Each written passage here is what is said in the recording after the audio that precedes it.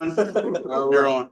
Good afternoon, good evening, everyone. We're going to call this meeting to order at 6:15. Can we take a roll call, please? Commissioner George? Chairman Johnson, Present. Commissioner Curris, Present. Commissioner Watkins, Here. Commissioner Hicks, here, Commissioner George, here.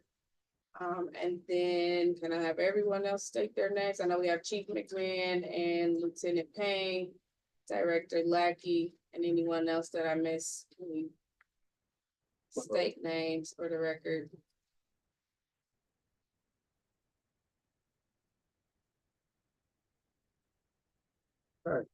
Can everybody take a few minutes just to read over the minutes from February 5th, 2025?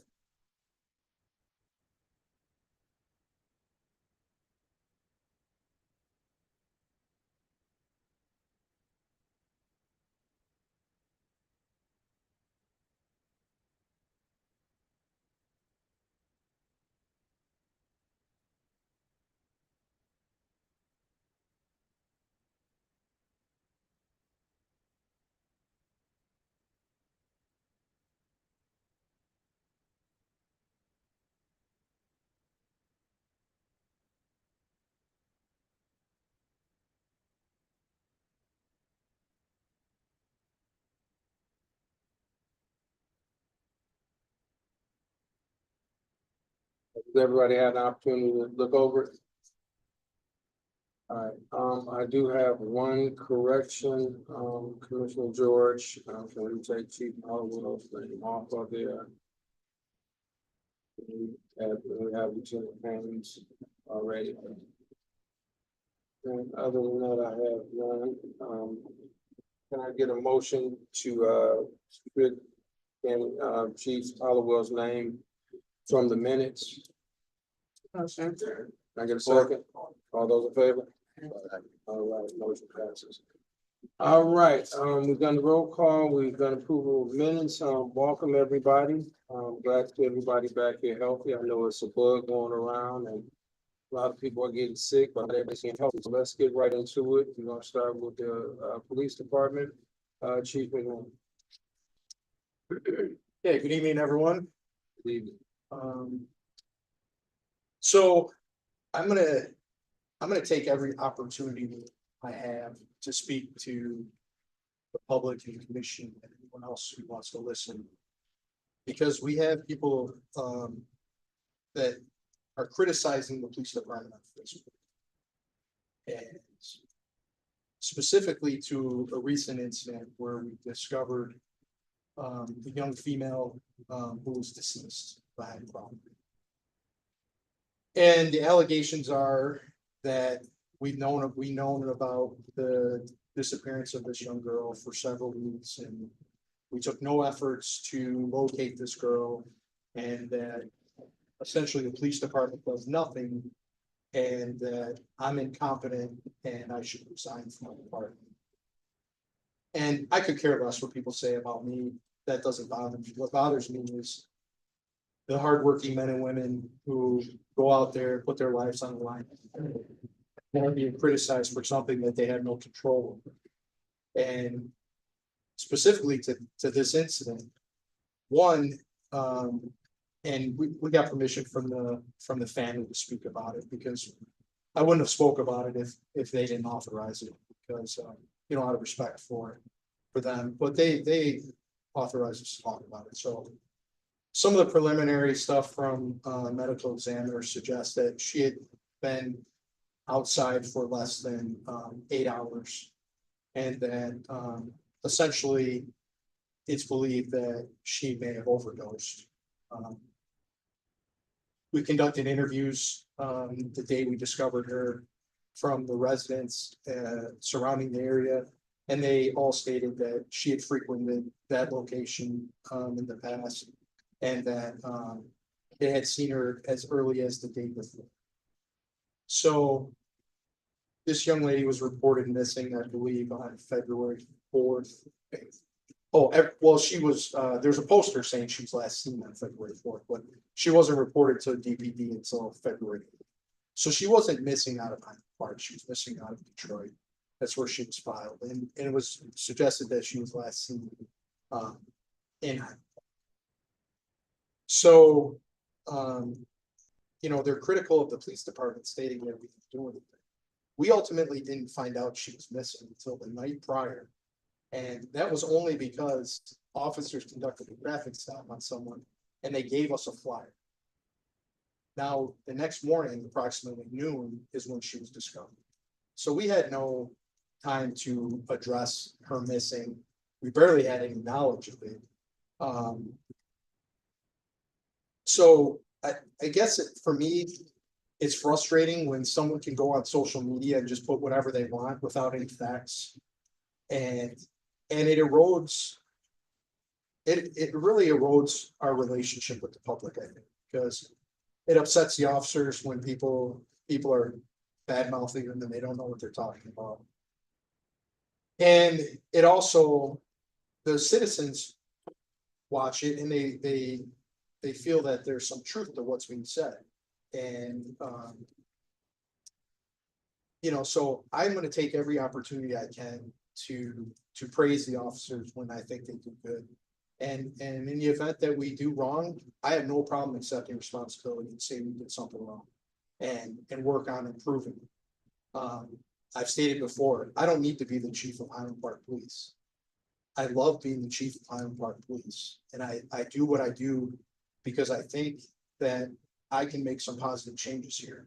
But at any given moment, when the public feels that I'm not doing my job to their standards, I ask them to go to the mayor and say that it's time for me to step down. But I don't want to deal with lies on Facebook. And I don't think it's fair that the officer should have to. This event was a very tragic event because at the end of the day, no matter what happened, she did not get what she deserved. You know, the way that she was discovered is horrible, that her family has to know what she went through. And the real problem is narcotics. Narcotics is in the neighborhoods, it's being sold. People are not saying anything. They see people going to these locations consistently and they're not saying. So I need the public to step up and say, hey, we have a problem here and offer assistance so we can shut these places down. Because quite frankly, if people don't have a place to purchase narcotics and use them, then we're never gonna have to deal with this issue again. And it's a tragedy, it really is, because this the lady was you know, a beautiful young lady, had a lot going for her and was happy. So it you know, it really tugs at my heart, it really upsets me. So moving on from that, Chief Sullivan, I think you're doing a great job. I appreciate that. Agreed. I really Can't go by what social media, especially social media. There's no social media police. no, I get it. And they say what they want to say. They attack who they want to attack, and then people listen to it without fact finding. But I think you're doing it. I think the commission did a great job.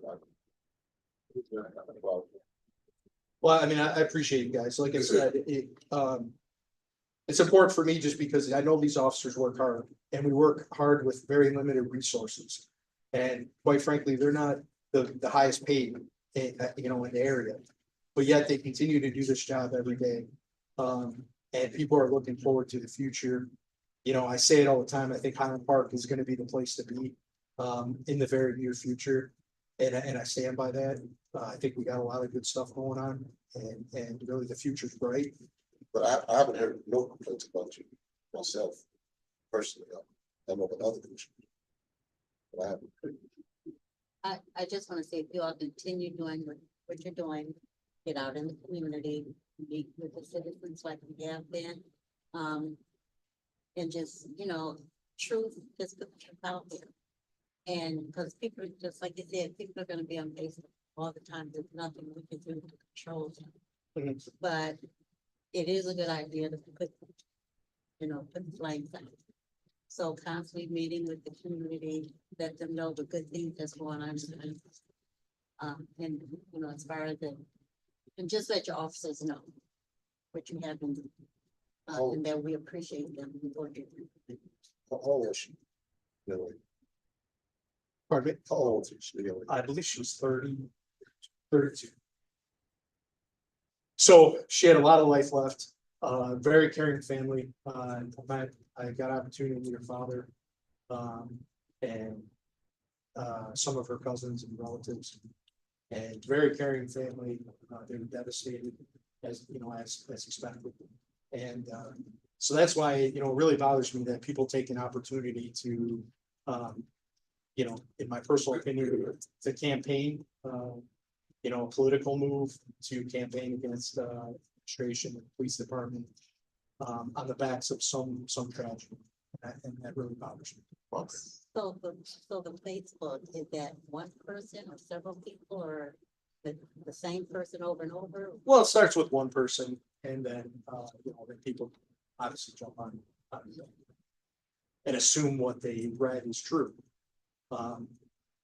You know, so that's why it's important that, you know, I take whatever opportunity I get to speak to the public and speak to you guys to let you know that, you know, that's not truth.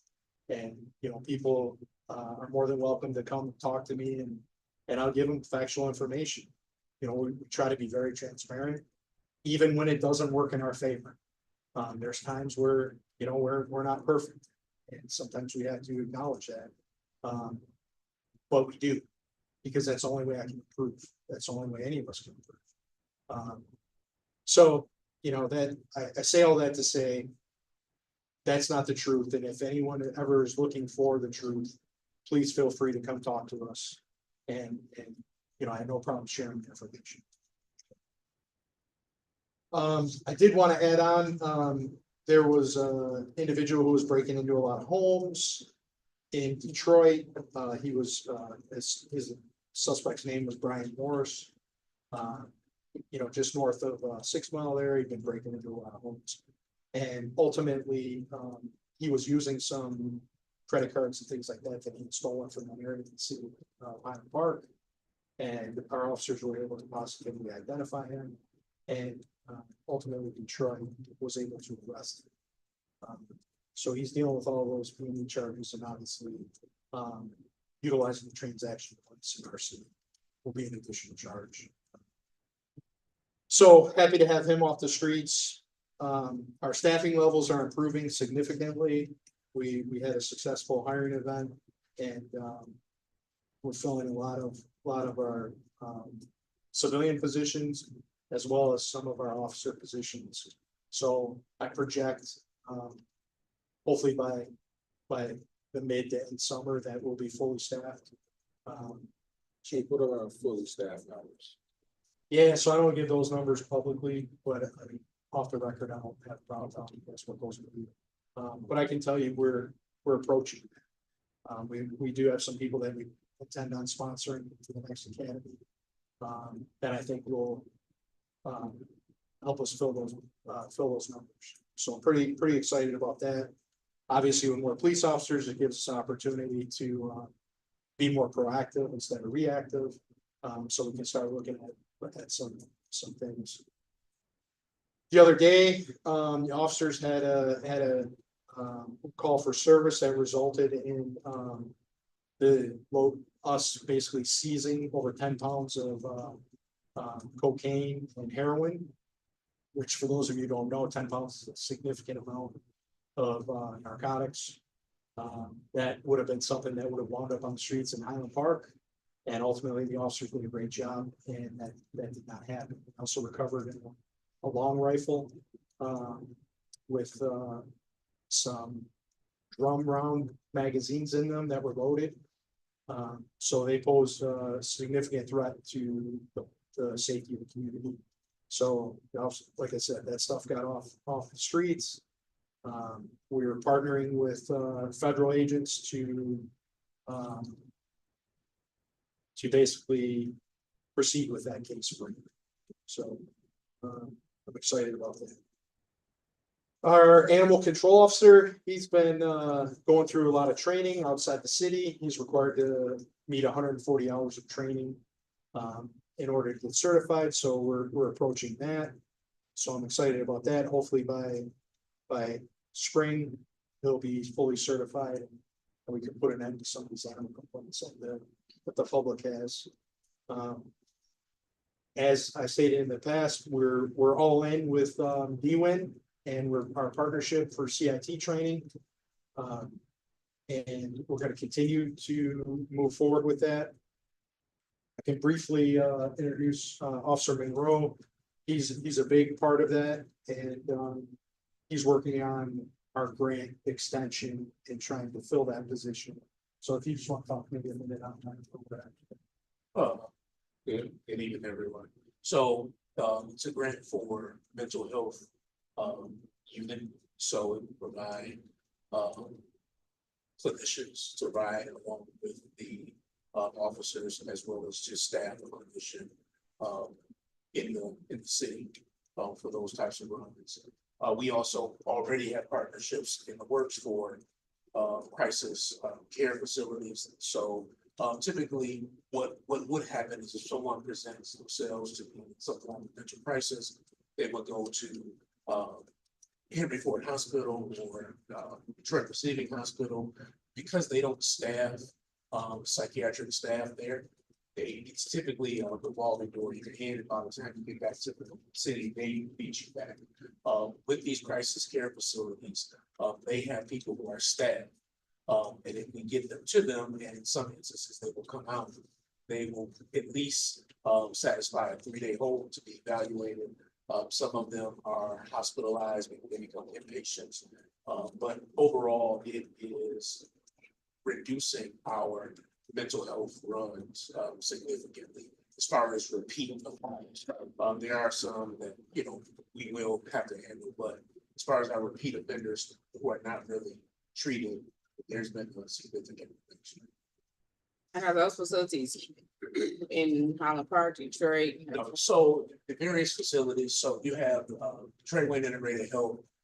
They just built one on 707 Milwaukee, which is walking distance from Henry Ford Hospital. They broke ground on 2 more within the city. We also use Team Wellness. One is at Mount Elliott, the other is in Westland. We use Comm, which is in Livonia. These are all facilities that are funded by DWIN and available to us. Is that Hope or Cope? Comm. We also, so we have a total of 7 CIT members now. And we have 2 more that'll be going through the 40-hour training next month. So we're well on our way when it comes to the mental health, as well as in partnership with 30th District Court to generate a mental health docket. Sometimes those who are in mental crisis commit crimes, which are a result of whatever diagnosis they may have, and incarceration would not be the appropriate treatment. So Judge Officer has agreed to have a mental health docket, which provides a program to get them treated, so that charge will be essentially reduced. And provided that they complete the program, it will be, it could be dismissed. It could be dismissed, but it's a program that many larger municipalities are already doing. One of the first smaller municipalities to have the program.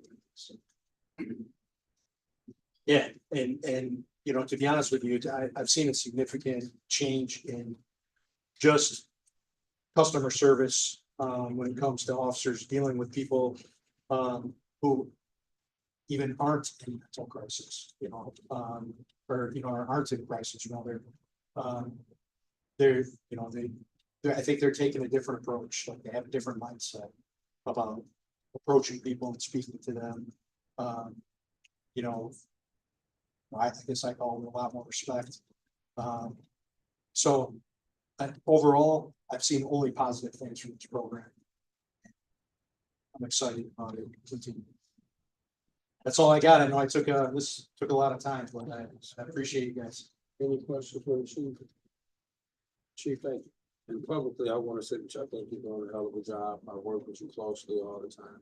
I appreciate your openness, and even when it's something that, you know, is out there, you're willing to address it. So thank you for your openness and your honesty.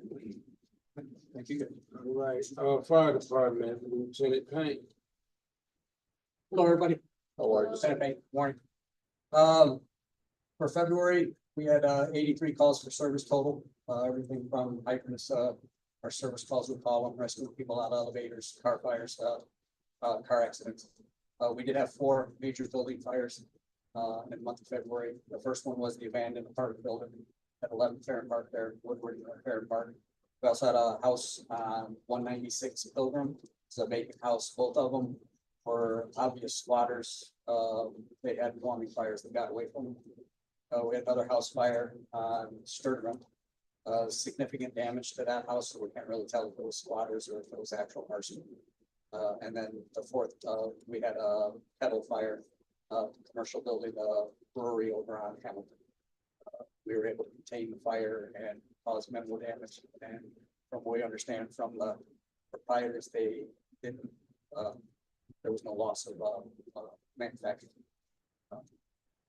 We had a citizen complaint last month about water dripping onto the freeway ramp. Day after the last meeting, I went over and we did find an open hydrant on the property of that warehouse. We contacted the water department, we shut it off and was able to pump it out. And the water department also told, I couldn't believe it, also with the police department, that MDOT had also already informed the water department about that issue. So they were already investigating that also. I haven't gone back, because I don't go that way, so I don't know if it's been, it's fixed. Okay. And same with the hydrants. We got all the hydrants taken care of on property also. Third thing, March is reading month. So where our community relations personnel are coordinating right now, so we can get into the schools and start reading with the kids as we do every year. As you know that. You've been said. Oh, yeah, that's. Sorry, it wasn't as extensive as the police department. Any questions for Lieutenant Payne? What was the elevator? Oh, that happens all the time. It was on 6 times this month, the senior high rises. They get stalled elevators all the time and we have to go. Luckily, we have the proper tools now. In the past, we had to force it with our tools and break the elevator. But now we have what they call elevator keys. We pretty much have an elevator key because they're all different. So we managed to get all elevator keys for every one of the buildings that are different. So How long was the, usually from what we know is 5 to 10 minutes, just as long as they can get a hold of the security or have somebody call or they get on their cell phone and call, and then we respond over there. I don't think anybody's ever been in an elevator. I take that back. Sometimes we've had to call for the actual elevator man. So we've had to wait a half hour or an hour for them to respond and get the door open. But if we have to wait and there's any type of medical emergency, we'll force the door no matter what. isn't that a function of the owner of the? They are supposed to keep a key on premises, but most of the time if the elevator broke or stalls in the middle of the night or after hours, we wouldn't be able to get access to that key. So we got our own now. Any other questions? Thank you, Lieutenant Payne. All right, moving right along. Director Lackey, Internal Affairs. All right, good evening, everyone. Plan to be quick. Not a whole lot. I did want to mention, the fire department is currently undergoing a digitalization. Sorry, it's been a long day, project. They're expanding on a reporting system that they had for a while, and they're including some of their routines that they do in the software to reduce paper and things like that. So kudos to them. Just wanted to kind of point that out. Our citizen complaints are down significantly. We only got 3. One of them was for Detroit that was forwarded on to Detroit's IA to handle. And the other 2 were actually internal. One which we resolved today. And the other one is in the process of being resolved. That was handled at the supervisor's level. So that complaint was actually handled by that shift supervisor. Other than that, we continue to innovate and continue to ensure an efficient operation. Any questions for Director-elect? Yeah, Director, you said, the complaints, was that over the last 1 month period? Yes. Okay, thank you. Anyone else? RJ, you have anything? No, I was wondering, we used to get the complaints. Yeah, we used to get the complaints. Yeah, we haven't gotten them, Blackie has been given verbal, and since we've been doing the disciplinaries, we haven't gotten copies for everybody. But we are made aware of what's going on every month, so, we can get with these. No, I was just wondering. Okay. Yeah, just a little bit different than we've done from the previous administrations, because now we're sitting on the other things, so. But okay, any other questions? All right, Director Lackey, thank you so much. All right, do we have any commission affairs?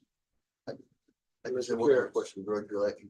I know we talked about drones in the past, and I read in the news now that many of these departments are going to drones.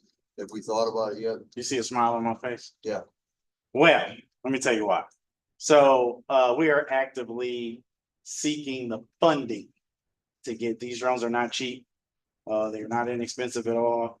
We actually had a exploratory conversation with a company about grants. Today I was able to identify a grant that we may go after. We got to get council's approval, but that we'll ask permission to go after. So you'll start to see us attempt to procure funds to get that. There is this really cool drone. It's one that we looked at. Miami Beach PD just rolled it out. It's completely automated. It has its own like launch pad. You can control it from a computer. It's really sweet, but it's also upwards of $200,000. Yeah. So the drone that you can deploy from the car, I think is like 20 or 30,000. But these are very big numbers for a smaller department. But we are looking at some method or some way to acquire one. But yes, it is something that I am pushing for. All right. Thank you. I hope it helps. Me too. And will we have like training on it or what, like if you do get it, will it be training for work? Yeah, you gotta be licensed by the FCC, you gotta go through training, it's the whole nine, so it would come with the drone licenses, pilot licenses. Oh, okay. Yeah, that I'm trying to snag one of them, but we'll see. We gotta keep an eye on him, so. Yeah. He was real excited about that one that had its own airport. I'm like. That is what it is, it got its own thing, it launches off the top of the building, you control it from a computer, it got infrared on it. Now, who's gonna have to watch it? I had to send him home with Right, tear design. right. He said, "Larry, get off my phone." I can imagine. That was a wonderful party. It was happy, wasn't it? All right, we move to public comments. Mr. Johnson, do you have anything? No. All right. With that, I want to thank yes, sir. I just got one thing, I just thought about it. I talked to Nick Gutierrez, one of the owners of Gutierrez Brothers, and he expressed his gratitude, longstanding gratitude for his building being protected. He really, so they did lose kind of one of the roasters, but nothing significant. But he said the way that the police who actually observed the fire coming from the building, contacted the fire, the way that they, everyone worked together. Was phenomenal. And he said his appreciation they've been there over 100 years, so he really, thanks both the police and fire for what was done. Thank you, guys. So translation, the police department saved a 100-year-old building.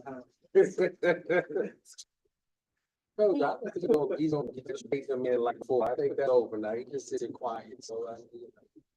All right, with that, any other remarks? All right, well, can we get adjournment, motion to adjourn at 6:44? Can I get a second? All right, thank you. And I forgot also, with the minutes, can we have, a copy go to the mayor's office and also the city clerk? Okay?